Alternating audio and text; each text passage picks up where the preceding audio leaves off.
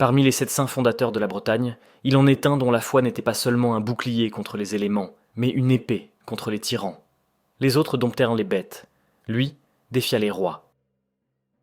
Nous quittons les monastères isolés pour entrer dans le jeu mortel du pouvoir. Je vais vous conter la légende de Saint Samson, fondateur de l'évêché de Dole.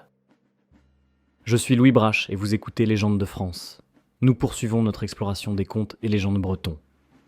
Avant de commencer, je vous invite à noter ou à liker le podcast si l'émission vous plaît. Ça aide beaucoup au référencement de l'émission et à ce que ces histoires touchent le plus grand nombre.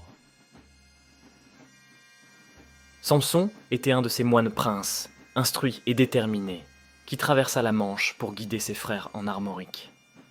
Il débarqua avec une mission claire, répondant à tous ceux qui l'interrogeaient.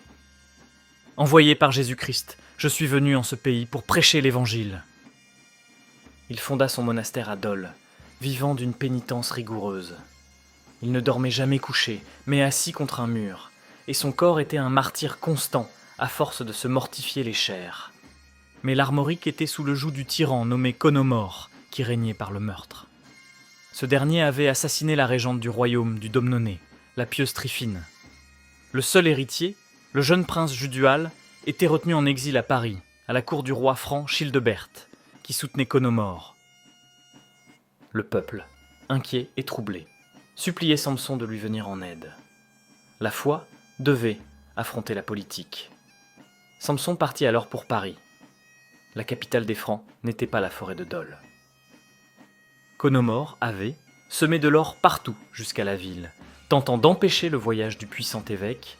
La reine franque elle-même, Ultrogote, avait été achetée et protégée, le tyran des vaines tentatives de chefs bretons de le renverser.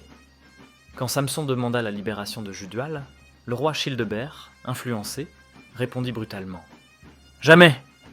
Samson insista de sa voix douce, mais obstinée comme le granit. Le roi refusa plus violemment encore. Alors, le sang du moine breton bouillonna.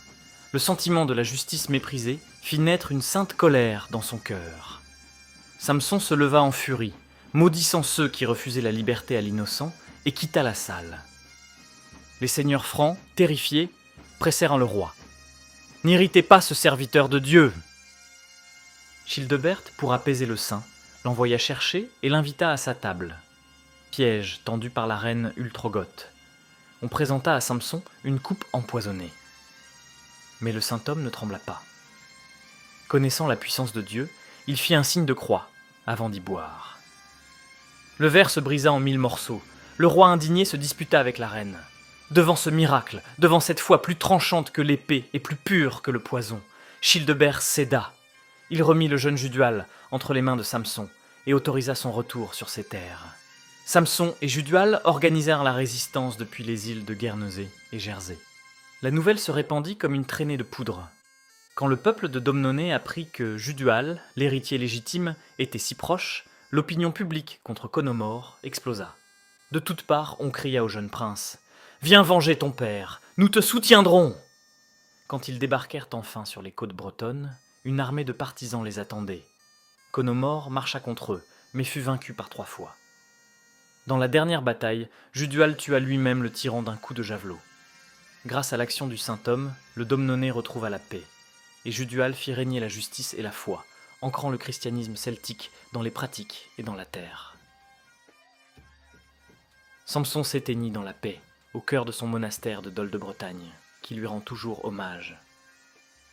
Les pèlerins du Trobrez, pèlerinage qui a inspiré cette série d'épisodes sur les saints bretons, viennent prier sur son sarcophage dès leur arrivée dans la cathédrale de Dole de Bretagne, en quête de discernement, érigeant le saint homme comme un modèle de vertu.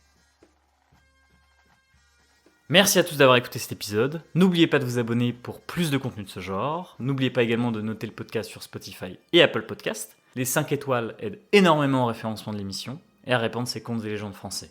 Et si vous voulez faire un geste de plus, vous pouvez partager cet épisode à un ami.